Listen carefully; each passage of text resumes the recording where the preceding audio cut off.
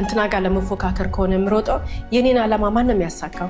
እንዴት አንድ ሴት ልጅ ጠዋት ተነስታ ወደ ዓላማዋ ነው የምትሮጠው እንጂ የእንትናን የገዛችውን ነገር ለመግዛት ዓላማዬ ብላ ጠዋት ተነስታ ያንን ለመግዛት ያንን ለመዝናናት ያንን ለማረክ ሄደች ከስራለች። በቃ ዘመኗን ነው ያባከነችው፣ እድሜዋን ነው የሰዋችው።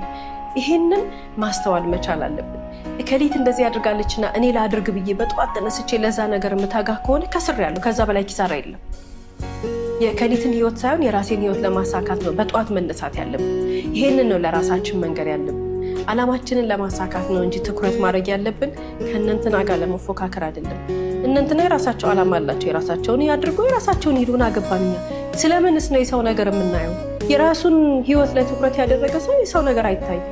ቢያይም የሚያምር ነገር ማድነቅ ነው፣ የሚያስደስት ነገር እንኳን ደስ አለሽ ማለት ነው። ከዛ በዘለለ ግን እንትና ጭንቅላታችን ውስጥ መምጣት የለበትም በቃ ወይም መምጣት የለባትም። እንዴት የሰው ለመቅናት እኮ መጀመሪያ ማሰብ አለ። መጀመሪያ ሀሳቡ ሲመጣልን ነው መቃወምና